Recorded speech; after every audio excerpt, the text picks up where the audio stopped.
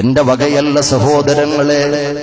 പ്രപഞ്ചത്തിൽ ഒരിക്കൽ പോലും കളവിനോട് ലാഞ്ചനയുള്ളൊരു വർത്തമാനം പറയാൻ ഉയർത്തിയിട്ടില്ലാത്ത, ആരൊക്കെ ഏതെല്ലാം ഫിലിമുകൾ ഇറക്കിയാലും, ആരൊക്കെ എന്തെല്ലാം പ്രതിഷേധത്തിന്റെ പട നയിച്ചാലും, ആരൊക്കെ കാർട്ടൂൺ വരച്ചാലും, ആരെല്ലാം അധിക്ഷേപത്തിന്റെ പടഹധ്വനി മുഴക്കിയാലും 140 കോടി 150 കോടി വിശ്വാസികൾ ഹൃദയത്തിൽ സൂക്ഷിക്കുന്ന രാജകുമാരനുണ്ടല്ലോ, അക്കായേ നാംദാർ താജ്ദാരെ മദീന മുഹമ്മദ് മുസ്തഫ സല്ലല്ലാഹു അലൈഹി വസല്ലമ തങ്ങൾക്ക് മുഖറബുൽ അംലാക് മലക്ക് ജിബ്രീൽ അലൈഹിസ്സലാത്തു വസ്സലാം ഓതിക്കൊടുത്ത അല്ലാഹുവിന്റെ കലാമാ പറയുന്നത്.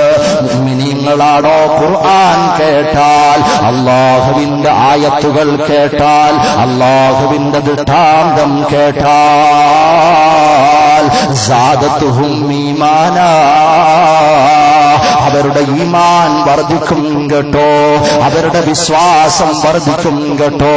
ഒരായത്തോതുമ്പോൾ അതിനു മുമ്പുണ്ടായിരുന്ന വിശ്വാസമല്ല, ഈമാൻ വർദ്ധിക്കുകയാ, അല്ലാഹുമായി അടുക്കുകയാ, അവന്റെ ഹബീബുമായി അഭേദ്യ ബന്ധം സ്ഥാപിക്കുകയാ.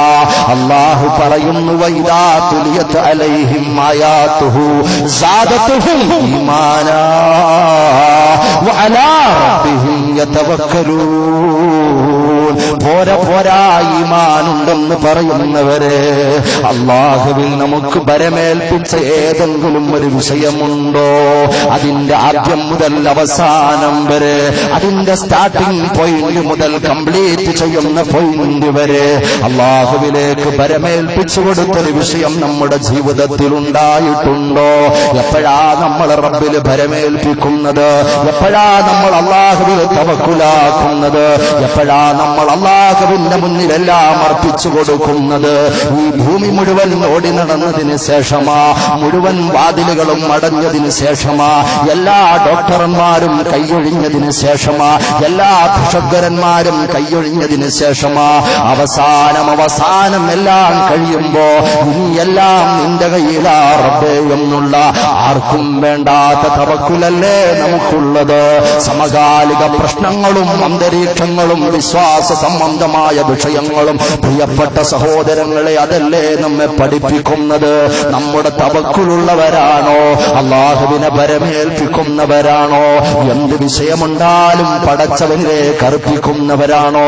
ഒരു വിശ്വാസിയുടെ ലക്ഷണമെന്താ? ഒരു ഈമാനുള്ളവന്റെ ലക്ഷണമെന്താ? ഒരു മുഅ്മിനായ ആണിന്റെ പെണ്ണിന്റെ ലക്ഷണമെന്താ? എന്തെങ്കിലും വിഷമം വന്നുപോയാൽ, എന്തെങ്കിലും പ്രതിസന്ധി വന്നുപോയാൽ, എന്തെങ്കിലും വിഷമങ്ങൾ നേരിട്ടു പോയാൽ, എന്തെങ്കിലും സങ്കടക്കയങ്ങളിൽ അവൻ മുങ്ങിത്താഴാൻ പോയാൽ ഉടൻ തന്നെ അവൻ അല്ലാഹുവിനെ ഓർക്കുകയാ. അല്ലാഹുവേ, നിന്റെ പരീക്ഷണമല്ലാതെ വേറൊന്നുമല്ല.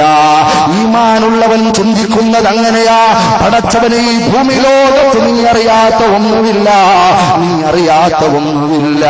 നീ അറിയാതെ സൂര്യൻ ഉദിക്കുന്നില്ല, നീ അറിയാതെ ചന്ദ്രന്റെ നിലാവില്ല, നീ അറിയാതെ അസ്തമാന സൂര്യന്റെ ചുവപ്പില്ല, നീ അറിയാതെ അലമാലകൾ കനക്കമില്ല, നീ അറിയാതെ അരുവികളുടെ കളകളാരവമില്ല, നീ അറിയാതെ ഒരു കോടാനക്കോടി തുള്ളികൾ, കോടാനക്കോടി തിരമാലകൾ കാലമെത്രയായി അലയടിക്കുന്നു. ആർക്കെങ്കിലും അതിന്റെ എണ്ണം അറിയുമോ? ആർക്കെങ്കിലും അലമാലകളുടെ എണ്ണം അറിയുന്നോ? ഏതെങ്കിലും സയൻസിന് പറയാൻ പറ്റുമോ? എന്തെങ്കിലും നിഗമനങ്ങളുടെ പേരിൽ ഏതെങ്കിലും എണ്ണം അവൻ ഒപ്പിച്ചെടുത്താൽ തന്നെയും അല്ലാഹു സൂക്ഷ്മമായി അറിയുന്നവനാ. വലിയ വലിയ പാറക്കെട്ടിനുള്ളിലൂടെ ഇഴഞ്ഞു നീങ്ങുന്ന സൂക്ഷ്മമായ പ്രാണികളുണ്ടല്ലോ, ആ പ്രാണിയുടെ ചലനമറിയുന്ന അല്ലാഹുവാ.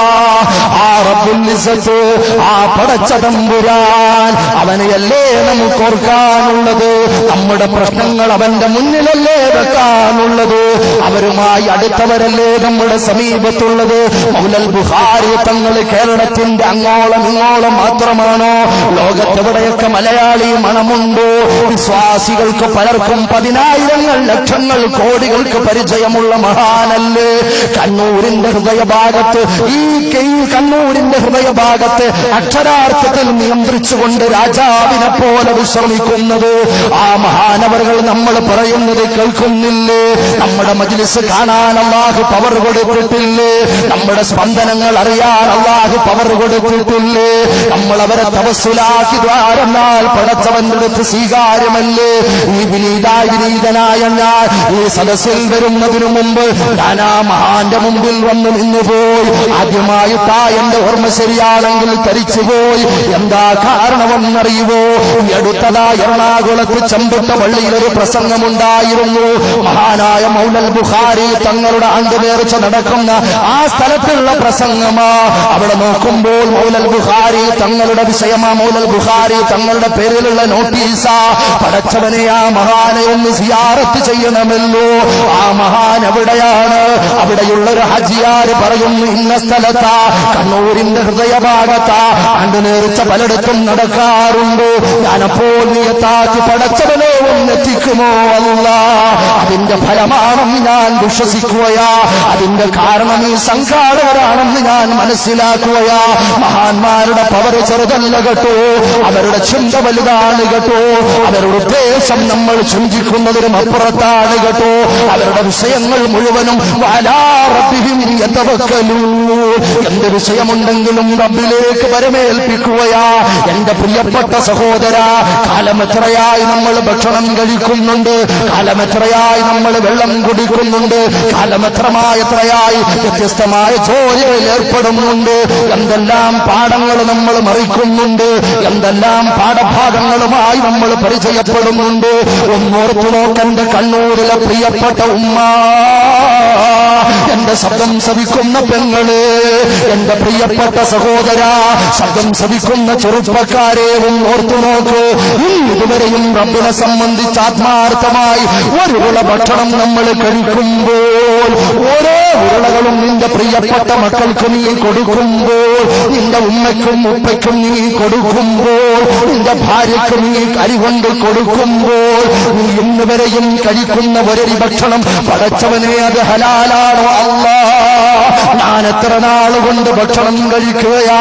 ഇതിലേതെങ്കിലും ഒരു മണി അരി ആരുടെയെങ്കിലും അവകാശത്തിൽപ്പെട്ടതാണോ? ഞാൻ പിടിച്ചു പറിച്ചതാണോ? ഇത് ഹറാമിയത്തിന്റെ അരിയാണോ? ഇത് ഹറാമിയത്തിന്റെ മുതലിൽ നിന്ന് വാങ്ങിയതാണോ? ഇന്നുവരെയും ഒരു സൂക്ഷ്മമായ ചിന്ത, പടച്ചവനെ പേടിയുള്ള ചിന്ത, മുഴുവനും അല്ലാഹുവിൽ അർപ്പിക്കുന്ന ഒരു ചിന്ത. വഅലാ റബ്ബിഹിം യതവക്കലൂൻ. മുഅ്മിനാണോ മുഴുവൻ വിഷയങ്ങളും അഖിലങ്ങളുടെയും അധിപനായ അല്ലാഹു റബ്ബുൽ ഇസ്സത്തിന്റെ മുന്നിൽ അവൻ അർപ്പിക്കുമെങ്കിൽ, അവൻ സമർപ്പിക്കുമെങ്കിൽ, അല്ലാഹുവിന്റെ ഖുർആൻ പറയുന്നു, സംശയിക്കണ്ട, ഇന്നമൽ മുഅ്മിനൂൻ, അവർ മുഅ്മിനീങ്ങളാ പ്രിയപ്പെട്ടവരെ.